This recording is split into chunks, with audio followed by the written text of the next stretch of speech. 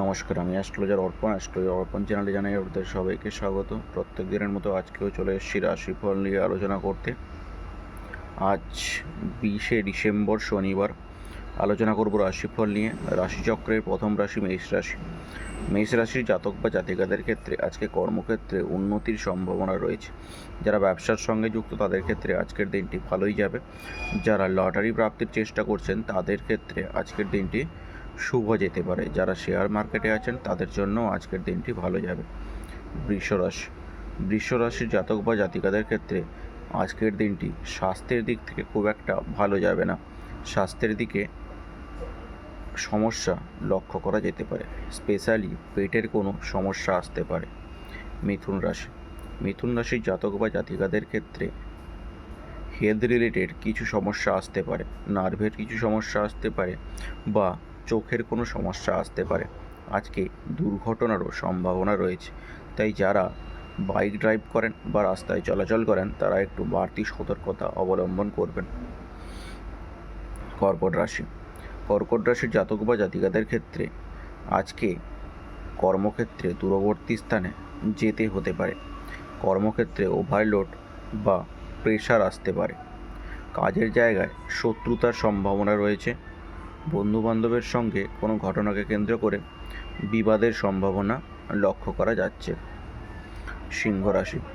সিংহ রাশির জাতক বা জাতিকাদের ক্ষেত্রে আজকে পুলিশি ঝামেলা বা হয়রানির সম্ভাবনা রয়েছে।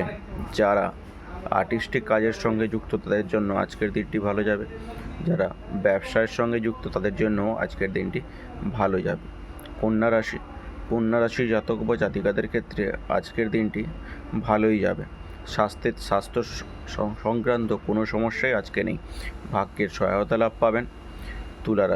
তুলা রাশির জাতক বা জাতিকাদের ক্ষেত্রে পরিবারের সঙ্গে আজকে অশান্তি লক্ষ্য করা যাচ্ছে।